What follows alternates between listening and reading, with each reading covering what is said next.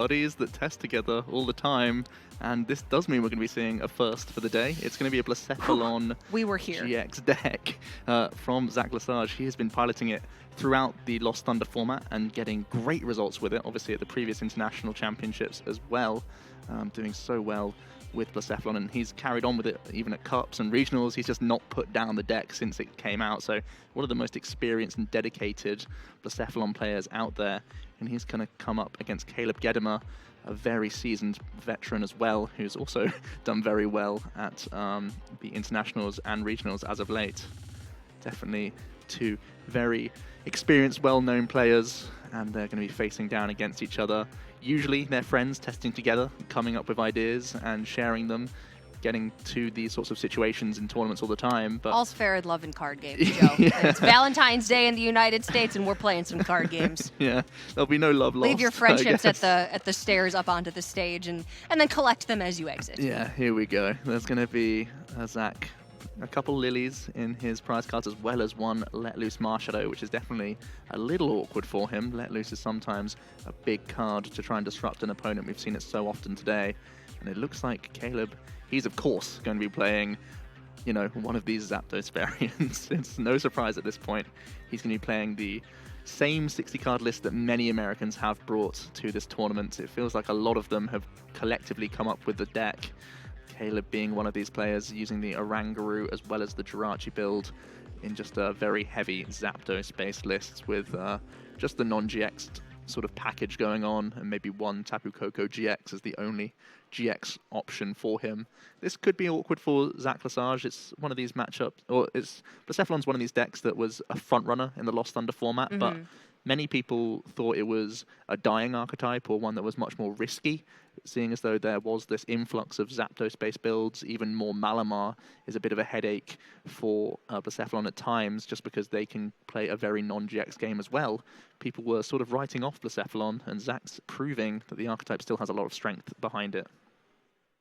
It will be interesting to see how this archetype holds up in the face of the new hotness, which we've got here from Caleb Gedemer. I don't know. I think, will it stand up? I mean, it certainly has worked out for Zach Lesage today. He's, I believe, 5-1-1 going into round number 8 here. So with as much lightning as there is in the field, he has to have come up against it at some point. Yes, he's not just been dodging and weaving for these last 7 rounds. He will have come up against them for certain. And Zach is also one of these players who puts a lot of time into the game, and he's not going to bring a deck like this to a tournament unless he knows that it can stand up to some of these new archetypes, because that's all there is in the field out there today. Yeah. So he must be prepared for those. Here's his turn 1 Let Loose. Letting loose and limiting Caleb to just 4 cards. Yeah, it seems pretty good. Caleb does at least have an Oranguru on his first turn. His turn wasn't stellar, but Zach's looks pretty more straightforward. He's still looking for energy attachments on this first turn, but he's got those few Poipoles down. That's always going to be important for him to continue to get attachments going, and Zach wasting no time at just using his Burst GX attack, and he's going to discard a Blacephalon GX, but he does at least initiate the prize race here. Discard one of your prize cards. If it is an energy, you may attach it. And that's going to be just a Fire Energy and 2 Beast Rings in hand for Zach. Cannot use those for a bit, so we're going to see if he can maybe draw out of this rough hand that he has dealt himself by letting loose so early. Caleb choosing to use the Guzma pre-instruct just to give himself an extra option to hit a Lightning Energy. Does miss though, and this is already an opening for Zach to start pulling even further ahead here. He's going to attach to his Poipole just to retreat it out, and he can go into his Blacephalon GX. It might just be as simple as a Bursting Burn. I think the Let Loose has done awkward stuff for both players here. Get those burn tokens out. It's not every day you see them. Yeah. We may not have them on the stream table. Fortunately, Zach's prepared. We have seasoned veteran. Yeah. We provide the GX counters. That's just about it, it looks like. But he's got the poison one in the background as well. He's doing us a solid. But yeah, getting that 20 guaranteed damage. Looks like Caleb flipped tail, so he's confused and is still burned.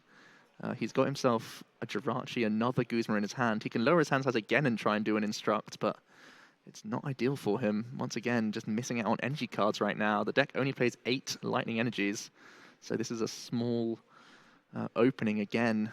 for Zach. If it's another slow turn, Caleb going to instruct for 1, and there is a lightning. That's a huge pickup. He can take the prize on this Poipole now. And yeah, that's a big hit from him. 1 card off instruct, but it was enough.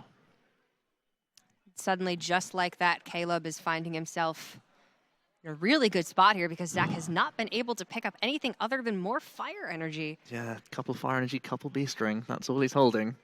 It's going to be another bursting burn here. He's putting these Zapdos into, you know, a 2 lost zone range with the bursting burn. Oh, sorry, with the mind blown.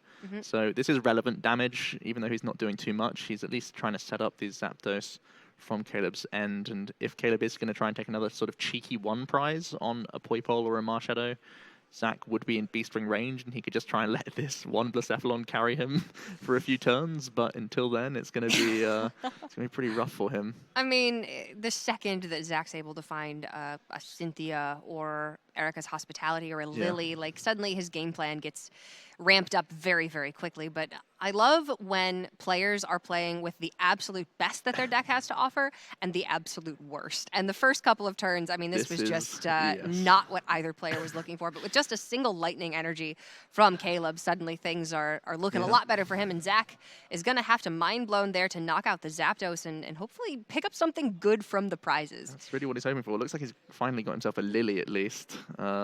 Caleb was able to flip heads on Confusion and with Kukui do 30 damage to this Blacephalon. It feels fairly inconsequential for now, but we know that there's so many random damage buffing cards in Caleb's list. It may end up coming into being really helpful for the rest of this turn. We're going to see Caleb use another Nest Ball here. Looks like he's grabbing Zapdos number 4, it would be, straight onto the board. He's saying that 1 Jirachi is going to be enough for him right now.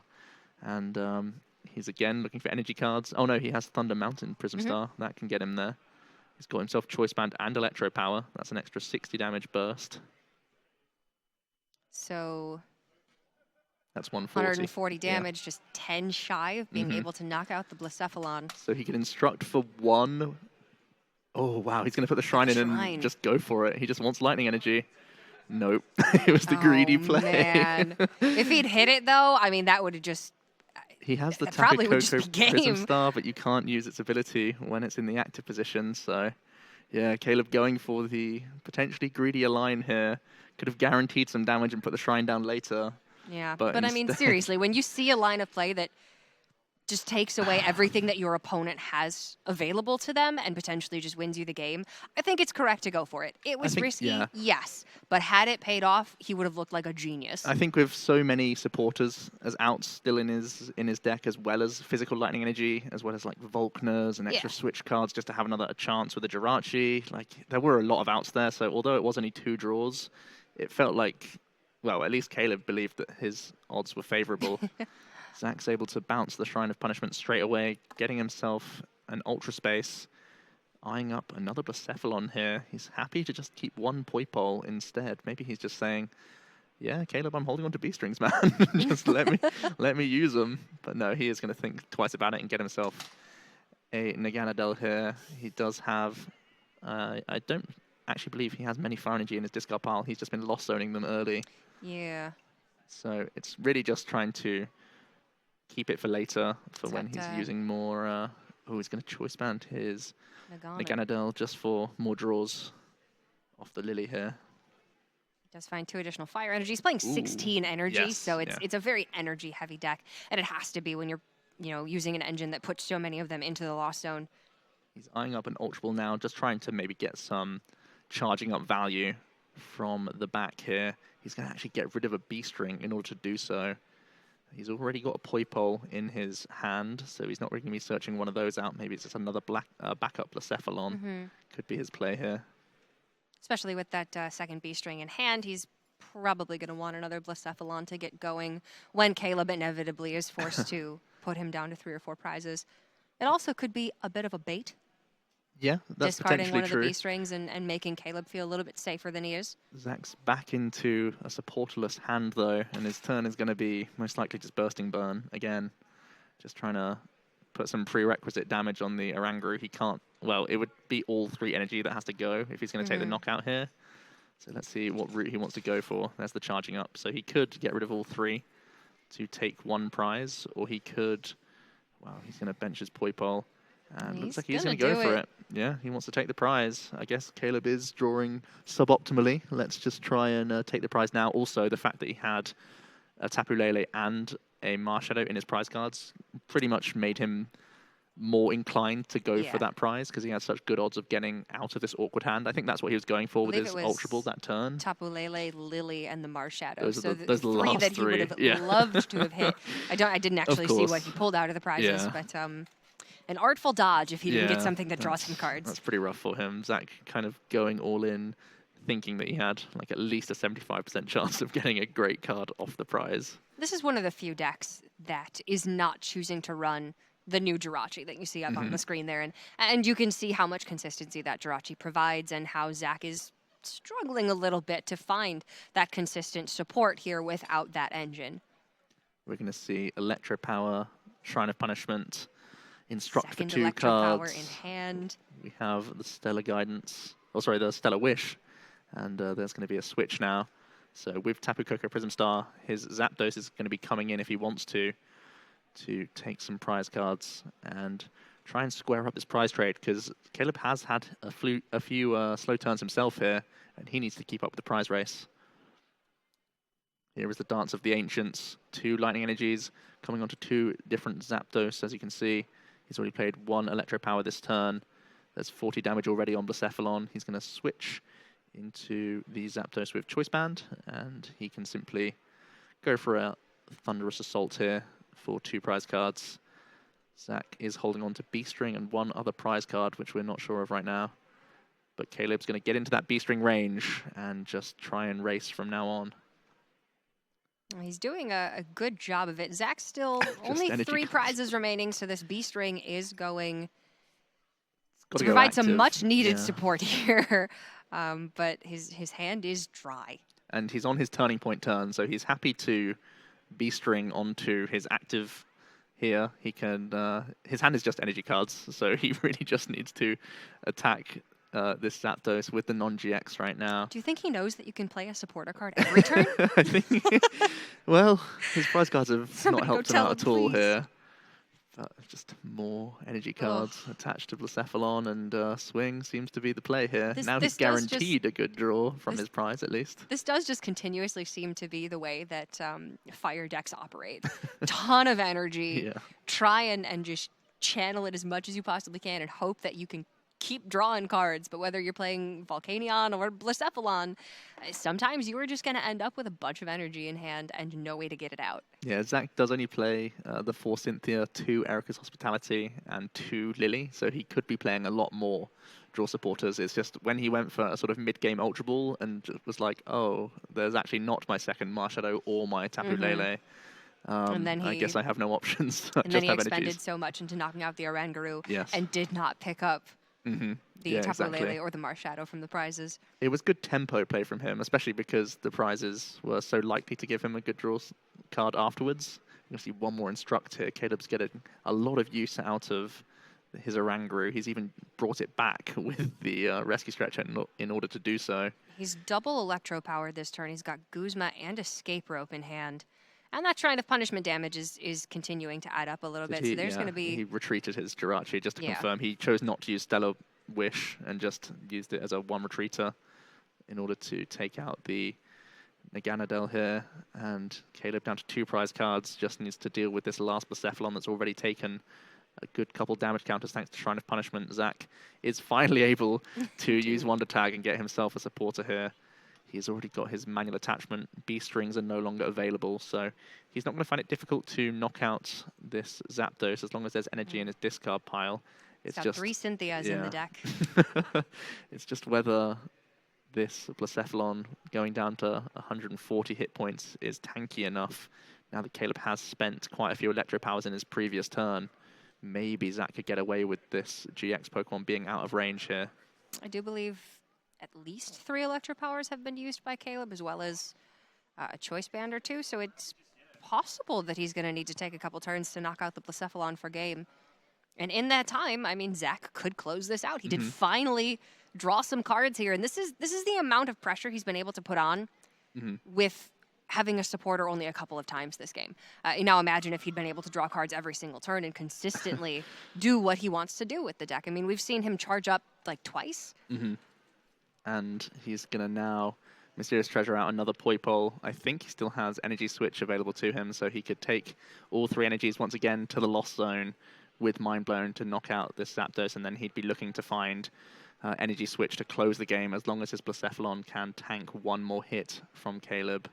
Looks like he's got Choice Band as well. That's not going to be too impactful right now. But 3 more energies going to the Lost Zone. Zach Lesage just 1 prize card away from closing out this first game here. Shrine of Punishment ticking back over onto Blacephalon and onto the Tapu Lele. Caleb has Escape Rope, Nest Ball, Guzma. And Thunder Not many Mountain. pieces. Thunder Mountain. Energy Lotto as well. He's a little... Well, none of the pieces right now are combination pieces. He needs to find the whole gang, the whole slew of choice bands. He's got quite a few ways to search, though. Yes, that's true. That's very Nest true. Ball to thin the deck and then start utilizing Stellar Wish, maybe get the hand thin enough to be able to instruct this turn, find a draw supporter. It's possible he can get it done this turn. He still has lots of switches as well. He's only just been using like the odd escape board here and there, and none of them have really been on Jirachis in the first place anyway, so he could be using all 3 Jirachis this turn. So the number is 140, and I believe he does have... Well, I mean, this is going to come down to, does he have another Electro Power and a Choice Band that he can find and play this turn? I think he's just a little short here. Yeah. Pretty sure he had to spend 2 Electro Power into Zach's Naganadel last turn, He and did. that's going to put him in bad shape for the amount of resources remaining to him. We're going to see the first Stellar Wish from Caleb. And honestly, well, Caleb doesn't have any way to disrupt Zach's hand. So as long as he can't win this turn, Zach just needs to try and dig for something like, well, he's already got the Beast Energy in his hand, and then it would be charging up and Energy Switch would be the game. This is a not-so-stellar wish here. It's been a long... well, it's round 8. I mean, it was going to happen eventually. I mean, the Kukui adds 20, but it's not going to help you hit the 140. Yeah, he's just going to... He needs to see more cards. He needs to get the Cynthia here. He's going to manually attach to his Zapdos. That 20 damage that Zach put on earlier with just his Bursting Burns is going to be coming up trumps as well. We're going to see an Escape Rope here from Caleb. Okay. Is Zach going to be brave enough to bring up something like the Naganadel? I think that might be a reasonable play, because he could charging up and retreat, and then if he gets a second Naganadel, he could just charge up for the attachment that way. So You might as well put a 1-prize Pokemon in the active. Caleb does need to get 2 prizes to win the game. Well, Zach's holding on to Naganadel as well. Yeah. So there's... Oh, no, it's a Poipole in his hand. So he would need to still search with Lily, but... Okay. I think this makes the most sense, because Zach's just not feeding a prize card to Caleb if Zach was able to or unable to close the game next turn. This just gives him even more time. Caleb's going to pick up another switch here from a second Stellar Wish. Use as many Jirachi as he can on this turn. He's got even more escape ropes. This is a really escape rope heavy build. If there's a bounty for who plays the most escape ropes in a single turn, he can win it right here. All 3 could have been played this turn if he wants to. Keep Zach on his toes. Just because he can. But it feels like, well, Zach could just go straight back into the Blacephalon if he's feeling confident. You've got to think, if it was good enough for Caleb to escape rope in the first place, it's got to be good enough for me now. But instead, he's going to go Poipole. Now it opens up Caleb to take 1 prize, but I guess Zach's feeling confident enough that he can close the game as long as 1 prize is sacked. Yeah, I think that's pretty much where we're sitting right now. 1 more Stellar Wish from Caleb. We know he has more switch cards already in his hand. He could find more switches. Or Nest Ball. He's going to take the switch. Wow. That's, yeah, he's been saving up for this turn, and he just finding more switch cards isn't ideal. I think he's just run a little too dry on resources. He's trying to make it happen, and you got to applaud him for that. All Stellar Wishes gone at this point, and definitely no way for him to knock out the Blacephalon GX that I can see. Just going to be a switch into Oranguru, having 120 hit points, means that Zach, even with a Beast Energy, can't knock out the active. He's essentially forcing a Guzma from Zach. You can see a Choice Band as well from Caleb, and passing it over to Zach. There's going to be some Shrine of Punishment damage that might be enough to push Caleb next turn, so forcing Zach to have Guzma, which is actually picked up, but he also needs... Oh, it was a Naganadel. Okay. Not a Poipole. Not a Poipole. So he's got the Blacephalon Beast Energy that he can play down. Going to see the Lily now. 5 fresh cards. He's got the one charging up available. It looks like it's not going to be perfect for him this turn. He can throw the Shrine out the way. Yep, that's for certain. He could use the Ultra Space as well if he wants to thin the deck any further. But it doesn't look like there's many other options. We're going to see the Ultra Space. He's just got to pass it back. He's going to scout what's in his deck. Still more energy cards. He doesn't have any Pokemon remaining in the deck, it looks like. He can't thin any further. He just has Mysterious Treasure to discard?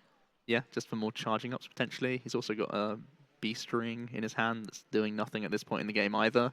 Sax is trying to lower his hand size as much as he can. It's something you always need to try and do. Even he must have seen this sort of American build of Zapdos Jirachi at this point. Yeah. It's been around the table so much, but there's no telling that Caleb didn't just put one Marshadow into his build to be different or whatever. So you may as well play around it when you can. There's no downside to just playing the Mysterious Treasure in this spot. Yeah, I mean, deck lists are not open. For sure. I'm going to see charging ups from Zach here. Is Caleb's board full? Caleb's board is 4 Pokemon, because there's the risk of a Tapu Koko GX coming down now as well, with all these charging ups. That's fair. We're going to see the retreat. What's he going to go into? It's going to go... Wow, I think it's... This is a rough rough call for him. He's going to go into the damage Blacephalon, saying, don't Guzma this, Caleb. But Caleb's still holding on to more escape ropes anyway.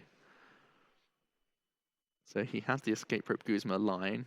There's 50 damage, so Caleb again not quite there at the moment. Got lots of Jirachi abilities to use though. But I mean, what does he have left in the deck that he can really work with? I really need to see him look for his discard pile once again to see how many Electro Powers he has left. I think it's number 1. At most 1. I think 1, yes. Yeah. 1 is enough if he can if he can get there. He's holding on to Escape Rope Guzma, so he can guarantee extra Jirachi uses. Here's Stellar Witch number 1. Professor Kukui. Okay. But his only other switching card in hand is the escape rope. So if he uses Kukui, he can't guarantee that he can knock out the Blacephalon, even though now he does have the 130 damage with that Zapdos. And looks like it's really not falling into place for him. Spending all those switch cards of the previous turn to dig, and then spending them again this turn is a little awkward. I mean, if he just held a single switch, this game would be over. Yeah, I feel like he had to play all the switches though last turn to try and dig the game. Yeah. Because he would be in the same spot anyway. Yeah, but that seems to be kind of the line that he's taken this game, is just go for it when you can, and if it doesn't work out, evaluate later. Here comes Escape Rope. Is his Naganadel his safest Pokemon to bring up here? Choice Band is giving a plus 30 bonus already. There's Shrine potentially. Yeah, it's got to be.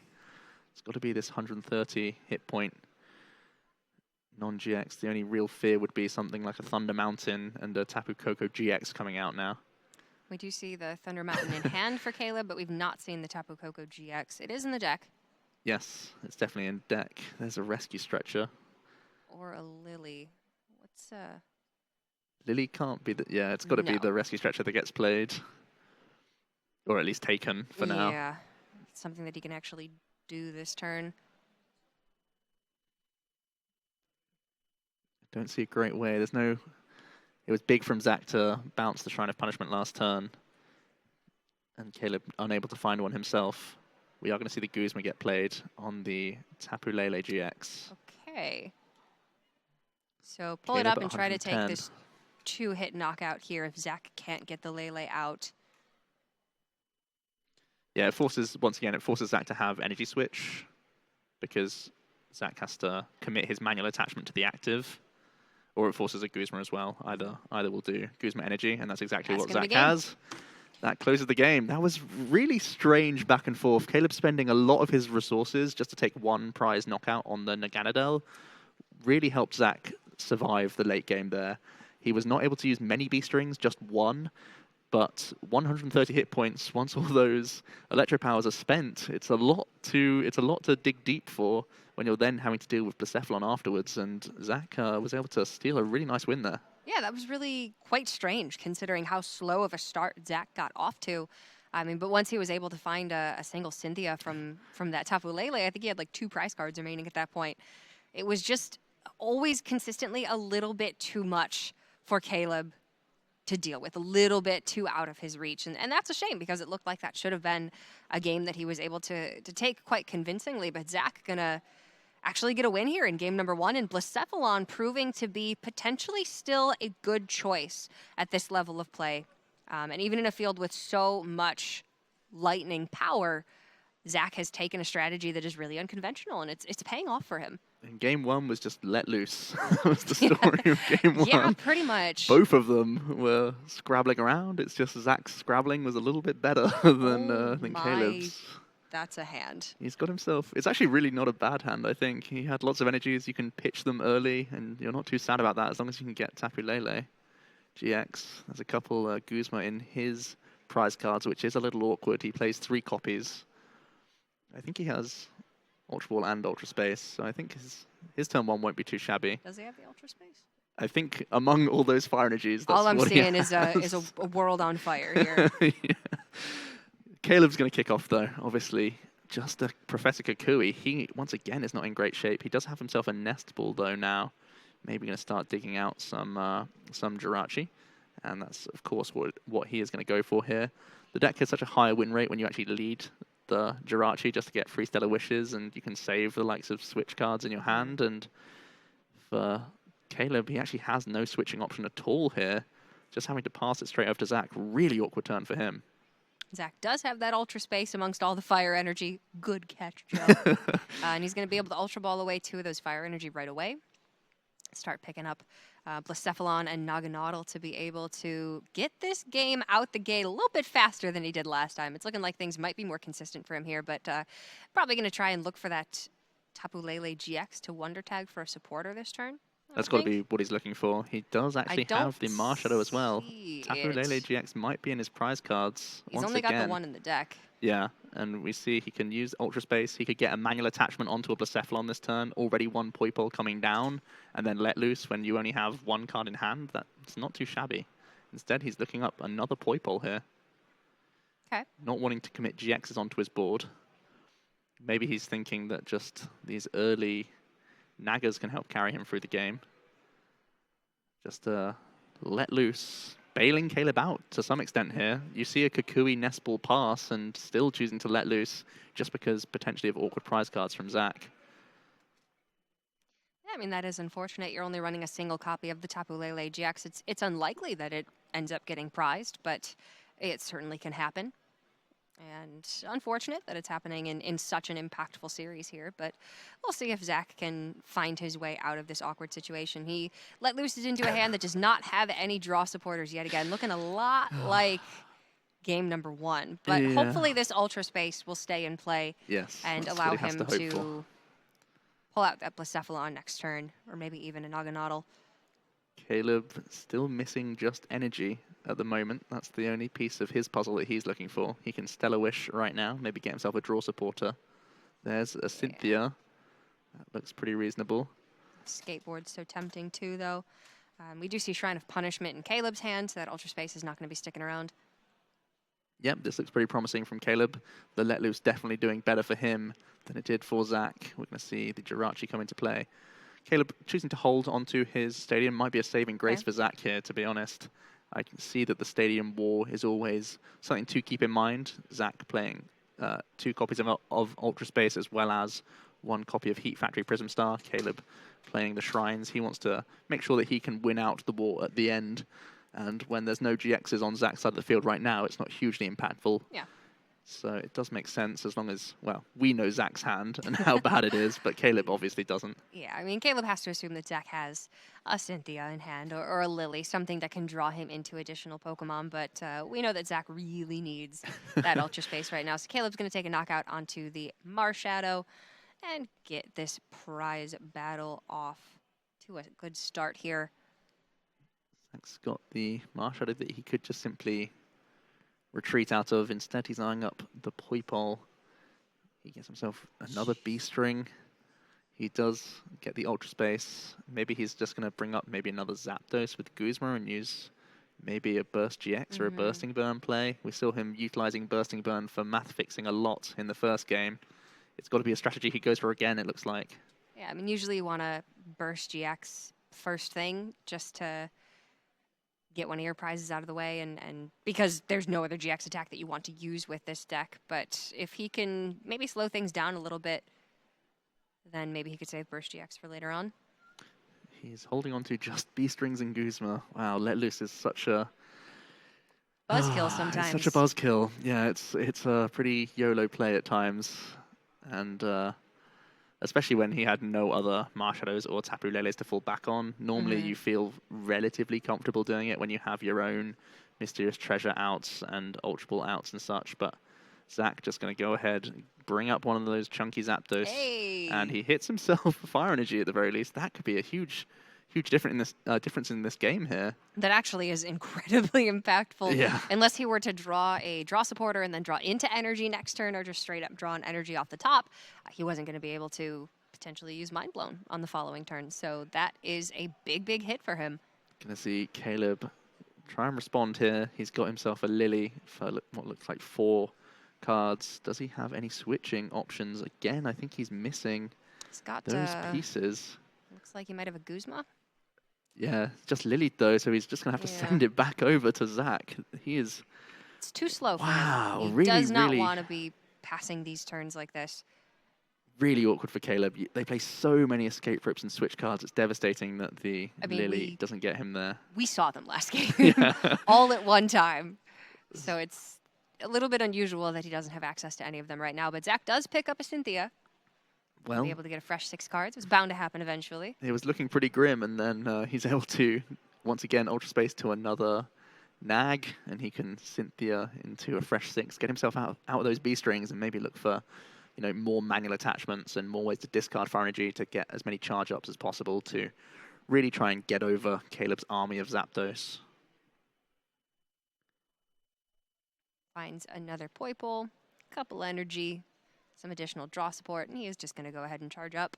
Seems like a really reasonable turn for Zach. Just extra attachments is all he needs to do now. He's, starting to pull ahead like he did in game 1.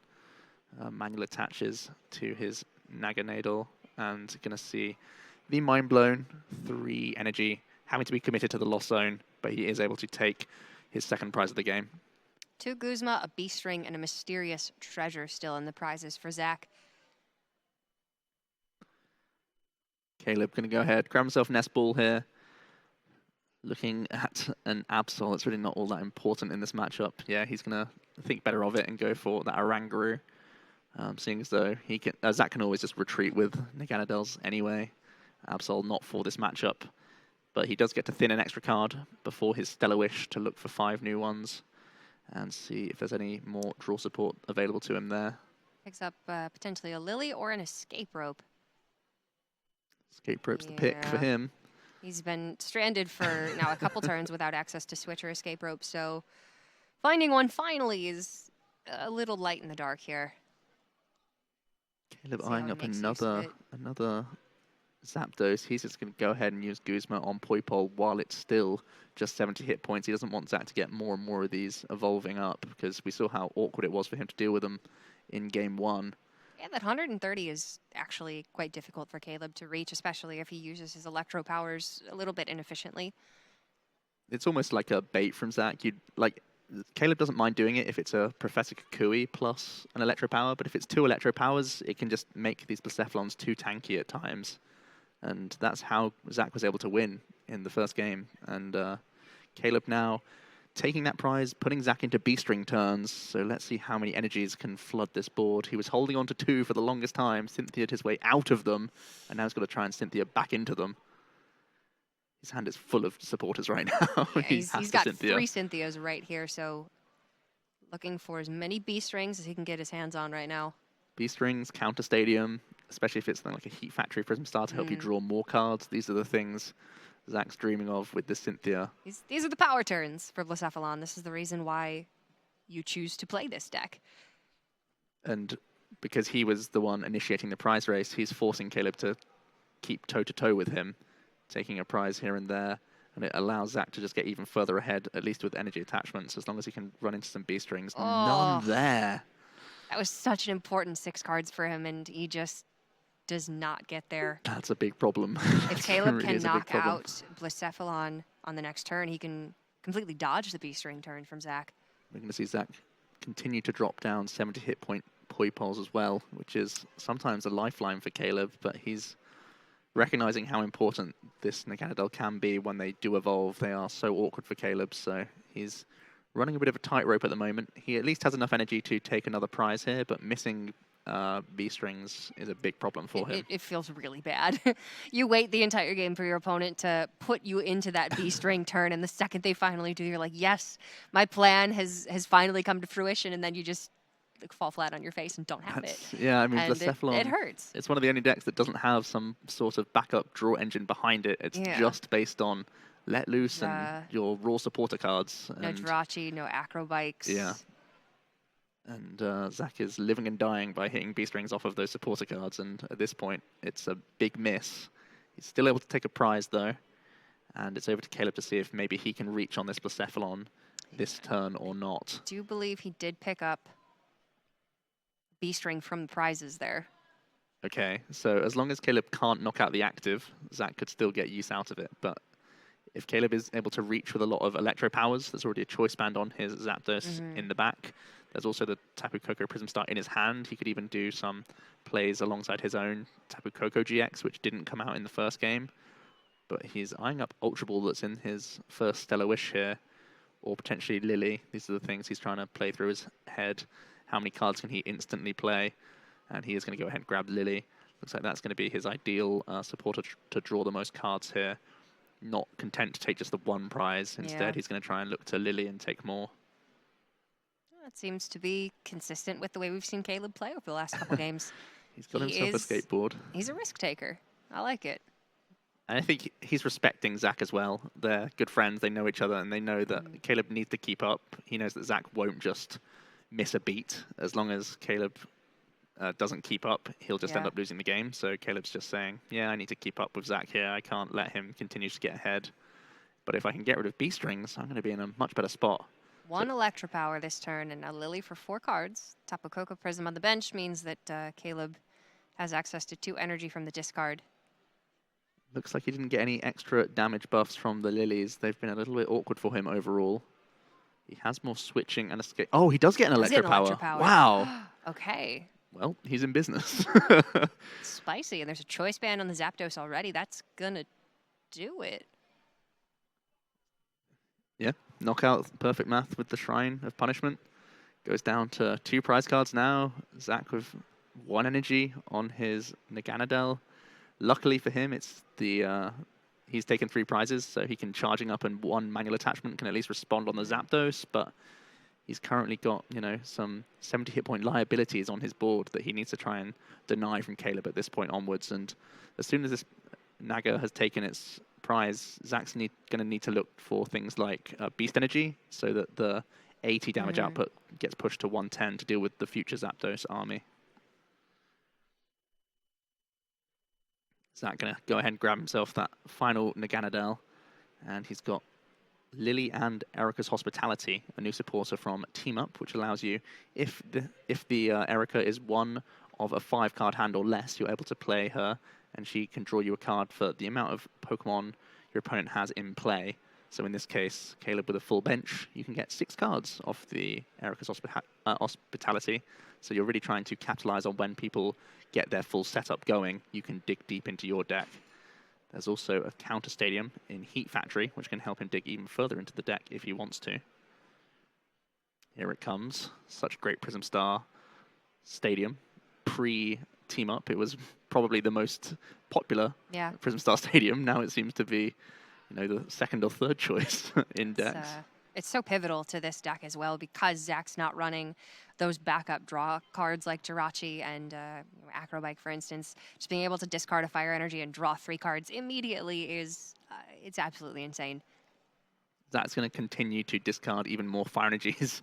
It feels like his deck is always finding those energies at the wrong times. And when you can't B-string, you can't thin your deck as well. It's like a double-edged sword, really. Or not even that. It's just a sword. Yeah, just a sword. You're just falling on the sword if you miss your B-strings because your deck is also still just way clunkier, full of energy cards, and that's what he's drawn into here.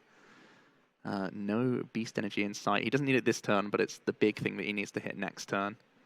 He is going to charge up. Plenty of energy in the discard for him to utilize here. All the naggers are going to have to carry him for these last 3 prize cards. No problems taking this knockout. But it's Caleb only needs to take 2 prize cards now. Zach trying to even up the prize trade. But there's the potential for maybe even something like a Tapu Koko GX to come down from Caleb for his last prize. As long as Caleb can dig for his final few Electro Powers and take the knockout this turn, he's going to feel pretty reasonable about his spot here. Finds the Nest Ball off of the Stellar Wish that can fetch the Tapu Koko GX. If it's there. I think it might be in his hand, actually. Yeah. He's just going to go ahead and grab another Jirachi. Feels like that might be his last Pokemon in his deck as well. Yeah, I think it is. So it looks like Caleb's got Guzma in hand, so his route is just going to be Guzma with Zapdos, knock out Marshadow, and then he can use his Tapu Koko Prism as well as the GX to just take the last prize next turn. It feels like he's pretty well set up here. Zach's already gone through his Marshadows, so he can't get his hand disrupted at this point, I don't think. Yeah, it's looking like, because Caleb can just play down the Tapu Koko GX next turn, move all the energy onto it, and then immediately get a knockout with... whatever he wants. Yeah, really whatever, whatever he wants. Sky High Claws, Tapu Thunder, it doesn't really matter. Yeah, whatever he chooses. If he wants to get more damage on just for his own personal stats, he can, but... Damage dealt in game. Okay, PGCGO makes it very noticeable what your MVP was. Yes, exactly. That runs through our heads too when we play it in tournaments. Yeah. You got to keep mental notes of, what potentially to cut. Caleb trying to burn as many switch cards and get as many Stellar Wishes off as possible, trying to set himself up even further if he can. He's going to pick up another Escape Rope as well. I can't see him not using Guzma on Marshadow this turn, though. There's surely no way. Set up there for that final prize to be taken. Yeah, he's just burning all these cards so that he doesn't have to, just doesn't have them in the deck anymore. Again, protecting from potentially something like a Rescue Stretcher for a Marshadow. That's really about it. Shrine to get rid of the Heat Factory as well. Dance of the Ancients for 2 Lightning Energy onto the bench. It's interesting that he put 2 onto a Rangaroo for some Psychic. We're going to Psychic. Yeah? Yeah, I guess that... I think it's safe from any attack from Zach anyway, so I guess it's fine. There's no downside to it. Zach needs to find himself Beast Energy, but even then we know that Caleb's just holding on to the Tapu Koko GX, and Zach can't remove enough energy from his board to get out of range, and even Sky High Claws is enough for everything right now. We're going to see a Wonder Tag from Zach, but it feels like Caleb's going to take a nice late game 2 here to even up their records at 1 game apiece. And that is going to make things a little bit difficult going into game number 3, about 7 minutes on the clock right now. And these haven't been particularly slow games, but they also haven't been fast enough for us to get a full game 3 here. They've had slow early games in both situations. Marshadow's just hurt both of them at the same time equally, it feels like. And it's meant that these games have ended up drawing out long, and Caleb using 3 or 4 Jirachis in certain turns has made the game go a little longer. So Zach. If both these guys end up going to 5-1 and 2 going into round number 9, if they both win, then they should be golden. Yeah, they're definitely 20 in. points. Yes, yeah. But you don't want to have to be on a win and in. No. That's never a comfortable situation. So Zach going to retreat out of his Naganadel, just saying, well, Caleb, I really hope you don't have that Tapu Koko GX. It's going to be energy switch as well from Zach going onto the Blacephalon. He can take the prize with Mind Blown here. There's still 1 Fire Energy in his discard pile as well. If he can Mind Blown enough energies off his board, is he ever safe from a Tapu Koko GX attack? There's already the Shrine of Punishment, though, so it would force Caleb to have maybe something like Choice Band. Yeah. I mean, I suppose. He might be just burning extra energy here. As much energy as he can. I think it makes 2 in play is the same as 1 in play in terms of protecting yourself against Tapu Koko GX. And straight away, we're going to see these. Wait, he's just announced the GX attack. He has. But there's only 2 energy in Caleb play just for messed up. Zach. He flipped the marker. I think that has to stay. That stands. Wow. Oh my goodness. I don't believe this from Caleb. He even had Choice Band in hand. It's only 100 damage. Choice Band was in hand as well. Wow. Oh no. You're kidding. Well, that's pretty friendly from Caleb. That's awfully nice of him. Wow. That's Oh my goodness. just a little bit of overexcitement. And for someone as experienced as Caleb, I would not have expected that from him of all people. But yeah, he flipped the GX marker and all. That's a done deal.